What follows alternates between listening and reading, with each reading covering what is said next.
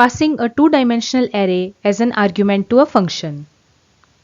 Just like a one-dimensional array, two-dimensional arrays are also passed by reference to functions. When we pass a two-dimensional array to a function, we need to specify not only the name of the array or the matrix, but also how many columns are there within the matrix. Mentioning the rows is optional, but we must specify what is the size of the columns, because a two-dimensional array is an array of arrays, so the function needs to know what is the length of each row. Let us now see a program where I am going to display a 3 by 3 matrix using one function and calculate the sum of its elements using another function. As always, I have included the necessary header file iostream into my program, and I have also written using namespace standard. Next, I am going to type int main function, and inside this main function I am going to declare two constant variables. So the keyword here is const, and the data type of variable is int, because I am declaring integer variables. My first variable is called as rows, and it is having value 3. Since I am going to create a 3 by 3 matrix, that means the matrix will have 3 rows and 3 columns. So I am fixing the row and column size. And my second variable is for columns, and let's call it as cols, and it is also having value 3. In the next step, I am declaring my matrix as my matrix. Here my matrix is one name. These are two words separated by an underscore. So basically this is a single word using which I am naming my variable, and this variable is of integer type. And since this is a two-dimensional array, not a normal variable, so I must mention its dimensions along with the name. So here I will type rows, and then in the second pair of square brackets I will mention cols, and the values for rows and columns have already been defined as 3 and 3. So 3 rows and 3 columns. And now I am going to initialize this matrix here only by putting a pair of curly braces, and in order to define my values row wise, I need to put another pair of curly brackets within these brackets. And now inside these inner pair of curly brackets I will put 1, 2, 3, and this is how I declare values for my first row. Then for the second row I will have to put a comma after the inner closing bracket, and once again I will put a pair of curly brackets like this. 4, 5 and 6 are the values for the second row, and outside here once again I put one comma, and then again a pair of inner curly brackets, and then 7, 8 and 9, and finally terminate this statement with a semicolon. So this is how we have declared and initialized our matrix in this step. The dimensions of this matrix are 3 by 3, that means 3 rows and 3 columns, and therefore we have entered here 9 values in total. Now it's time to display this 3 by 3 matrix using one function. I am going to create a function to display matrix elements, and here the return type of this function is going to be void.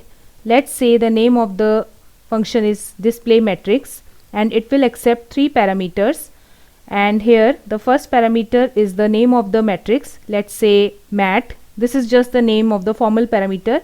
We are going to pass this my matrix as the actual value later on when we call this function, and along with the name of the matrix we have to pass the dimensions also. The first pair of square brackets is for rows, and it is optional. You may or may not enter it. But the second pair of square brackets which contain the column count is a must. This is a 3 by 3 matrix, so here number of columns is 3.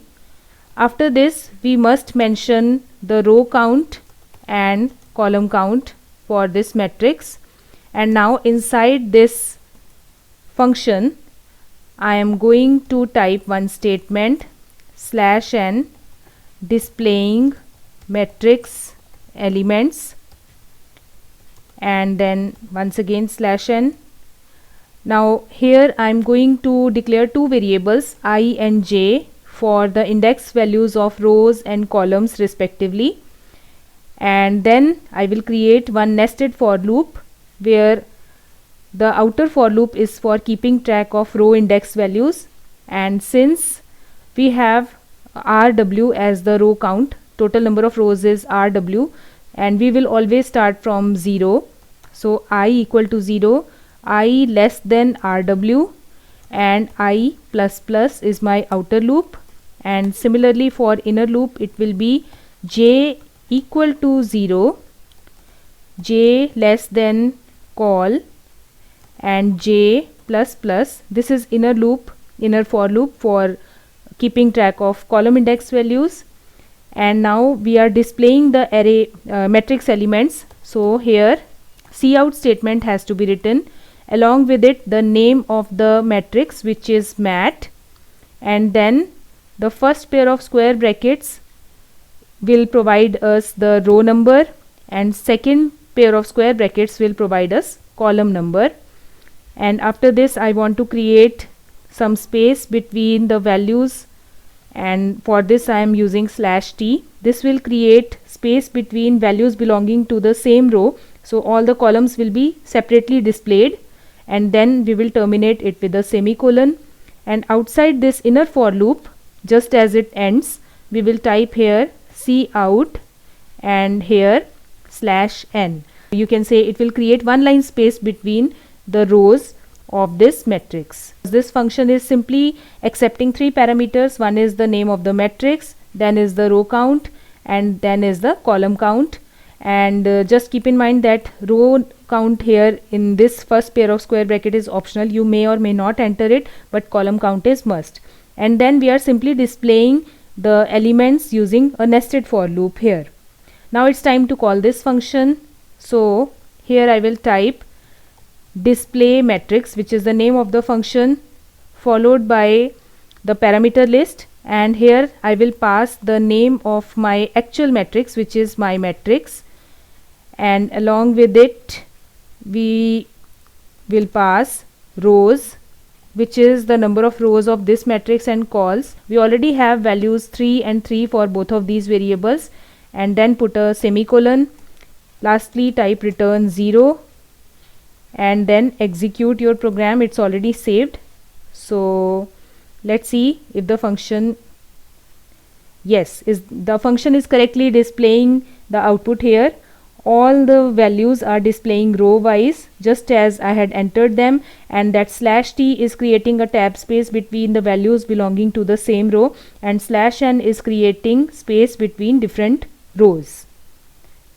Moving on to the second part of this program, which is to calculate the sum of its elements using another function.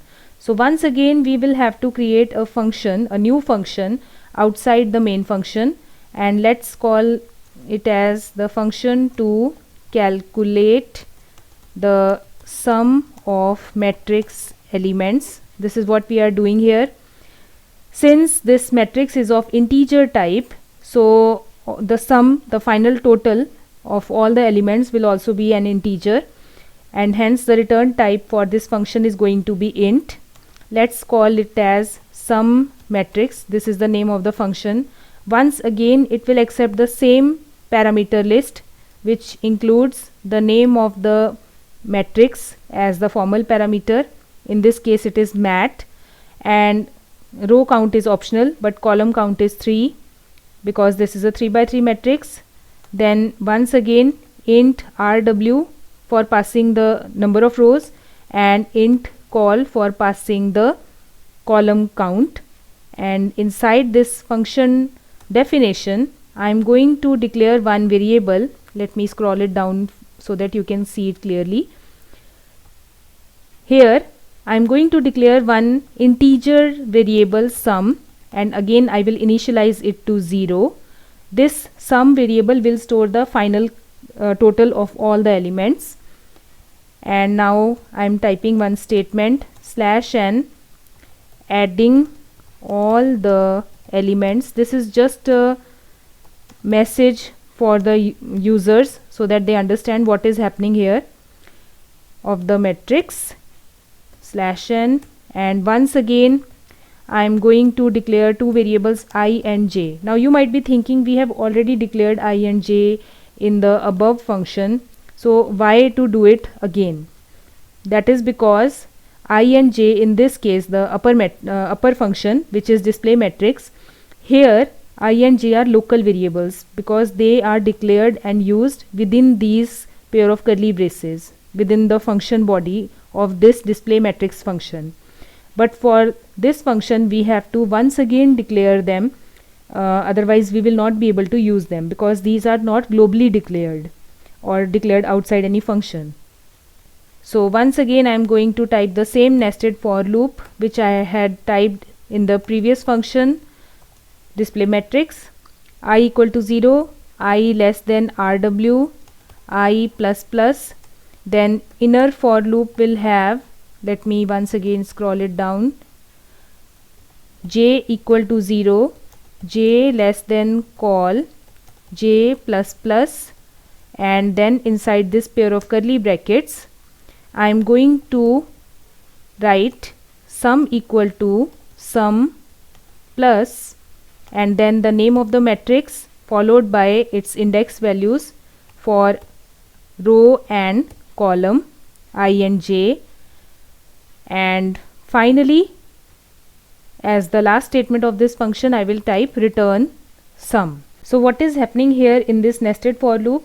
Every time this loop runs, one value from the matrix is picked and it is added to the previous value of sum, and that sum will become the new value of this variable sum, and this will keep on repeating until all the values have been picked once from the matrix, and finally the total sum will be returned as an integer value, and therefore the return type of this function is int.